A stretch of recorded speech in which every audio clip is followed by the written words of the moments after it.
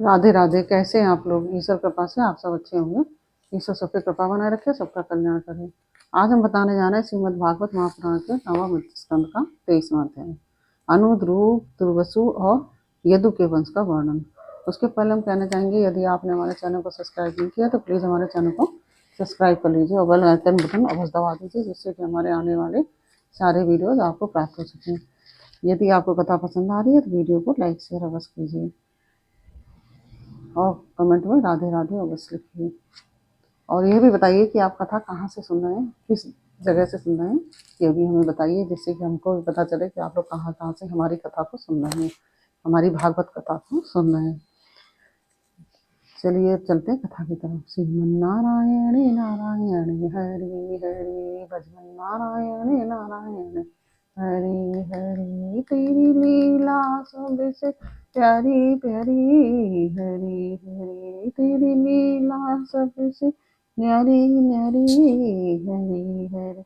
श्रीमन्नारायण नारायण हरि हरि, भजन नारायण नारायण हरि हरि। राधे राधे। बोलो कृष्ण कन्हैया लाल की जय। श्री सुखदेव जी कहते हैं, परीक्षित, ययाति नंदन अनु के 3 पुत्र हुए, सभानर, चक्षु और परोक्ष।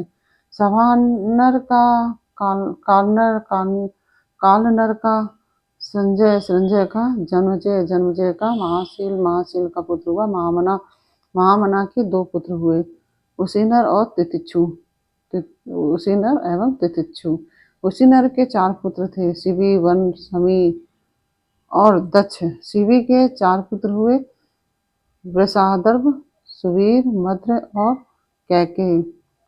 उसीनर के भाई तितिक्षु के रुषद्रथ, रुषद्रथ के हेम, हेम के सुतपा और सुतपा के बलि नामक पुत्र हुआ। राजा बलि की पत्नी के गर्भ से दीर्घतमा मुनि ने 6 पुत्र उत्पन्न किए, अंग, वंग, कलिंग, सुह, पुंड्र और अंध्र। इन लोगों ने अपने अपने नाम से पूर्व दिशा में 6 देश बसाए। अंग का पुत्र हुआ खनपान, खनपान का दिविरथ, दिविरथ का धर्मरथ और धर्मरथ का चित्ररथ। यह चित्ररथ ही सोमपाद के नाम से प्रसिद्ध था। इसके मित्र थे अयोध्यापति महाराज दशरथ। और रोमपाद को कोई संतान न थी, इसलिए दशरथ ने उन्हें अपनी शांता नाम की कन्या गोद दे दी।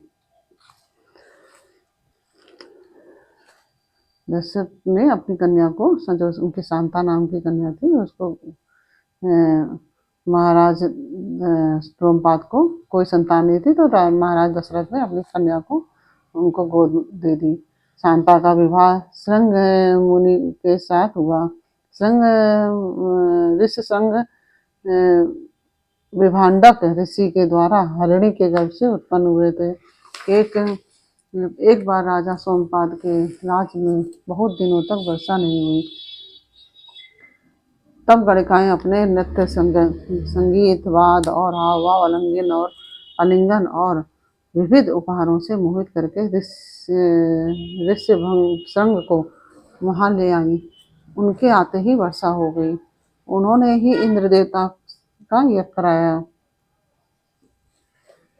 और तब संतानहीन राजा रोमपाद को भी पुत्र हुआ और पुत्रहीन दशरथ ने भी उन्हीं के प्रति से 4 पुत्र प्राप्त किए।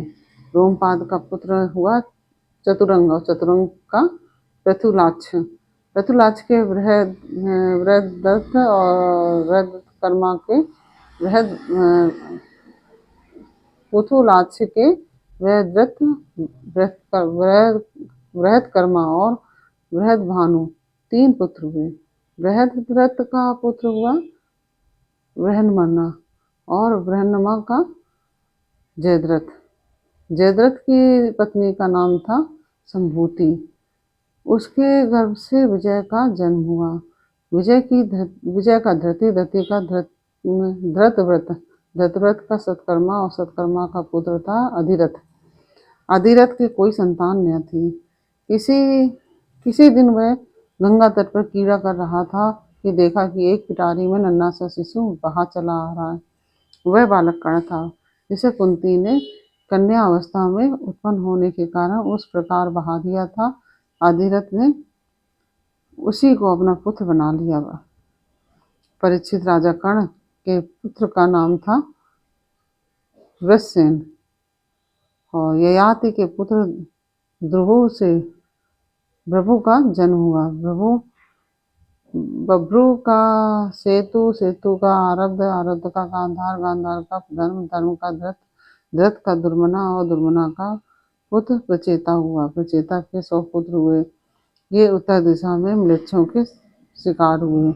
ये ययाति के पुत्र तुर्वसु का वहिन, वहिन का भर्ग, भर्ग का भानुमान, भानुमान का त्रिभानु, त्रिभानु का उदार बुद्धि करंधम और करंधम का पुत्र हुआ मरुत। मरुत संतानहीन था, इसलिए उसने पूर्ववंशी दुष्यंत को अपना पुत्र बना रखा था।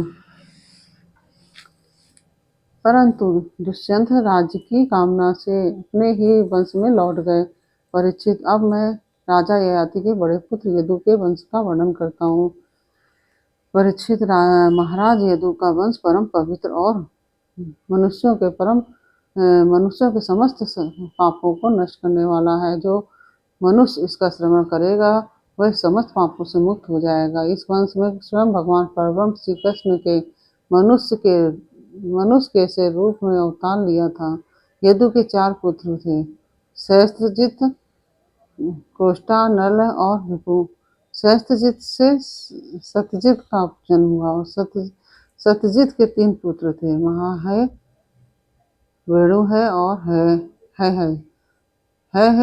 का धर्म, धर्म का नेत्र, नेत्र का कुंती, कुंती का सोहंजी, सोहंजी का महिष्मान और महिष्मान का पुत्र भद्रसेन हुआ। भद्रसेन के 2 पुत्र थे, द्रुमत और धनक। धनक के 4 पुत्र हुए, कृतवीर, कृताग्नि, कृतवर्मा और कृतोजा। कृतवीर का पुत्र अर्जुन था। वह 7 द्वीपों का एक छत्र सम्राट था। उसने भगवान के अंशावतार श्री दत्तात्रेय जी से योग विद्या और अणिमा लघिमा आदि बड़ी बड़ी सिद्धियां प्राप्त की थी। इसमें संदेह नहीं है कि संसार का कोई भी सम्राट यज्ञ, दान, तपस्या, योग, शास्त्र ज्ञान, पराक्रम और विजय आदि गुणों में कार्तवीर अर्जुन की बराबरी नहीं कर सकेगा। सहस्त्रबाहु अर्जुन 25,000 वर्षों तक हजारों इंद्रियों से अपने विषयों का भोग करता रहा। इस बीच में ना तो उसके शरीर का बल क्षीण हुआ और ना तो कभी उसने यही स्मरण किया कि मेरे धन का नाश हो जाएगा। उसके धन का नाश की तो बात ही क्या है, उसका ऐसा प्रभाव था कि उसके स्मरण से दूसरों का खोया हुआ धन भी मिल जाता था। उसके हजारों पुत्रों में से केवल 5 ही जीवित रहे। शेष सब परशुराम जी के क्रोधाग्नि में भस्म हो गए। बचे हुए पुत्रों के नाम थे जयध्वज, सुसेन, वृषभ, मधु और उर्जित। जयद्रथ के पुत्र का नाम था तालजंग। तालजंग के 100 पुत्र हुए। वे तालजंग नामक क्षत्रिय कहलाए। महर्षि और की शक्ति से राजा सगन ने उनका संहार कर डाला। उन 100 पुत्रों में सबसे बड़ा था वितिहोत। वितिहोत का पुत्र मधु हुआ। मधु के 100 पुत्र थे, उनमें सबसे बड़ा था वृष्णि। वृष्णि परीक्षित, इन्हीं मधु, वृष्णि और यदु के कारण यह वंश माधव, वार्ष्णेय और यादव के नाम से प्रसिद्ध हुआ। यदुनंदन कौष्टु के पुत्र का नाम था व्रजितवान। व्रजितवान के पुत्र स्वाही, स्वाही के रुसेकु, रुसेकु का चित्ररथ और चित्ररथ के पुत्र का नाम था शशबिंदु। यह परम योगी, महान, भोगेश्वर संपन्न और अत्यंत पराक्रमी था। यह 14 रत्नों का स्वामी, चक्रवर्ती और युद्ध में अजय था। परम यशस्वी शशबिंदु के 10,000 पत्नियां थीं। उनमें से एक एक के लाख लाख संतानें हुई थी। इस प्रकार उसके 100 करोड़ 1 अरब संतानें उत्पन्न हुई। उनमें पृथुश्रवा आदि 6 पुत्र प्रधान थे। तो उसमें पृथुश्रवा का पुत्र का नाम था धर्म, धर्म के पुत्र उसना हुआ, और उसने 100 अश्वमेध यज्ञ किए थे। उसना का पुत्र हुआ रुचक, रुचक के 5 पुत्र हुए, उनके नाम सुनो। पूजित, रुक्म, रुक्मेश, पृथु, ज्यामग। ज्यामक की पत्नी का नाम था सैब्या।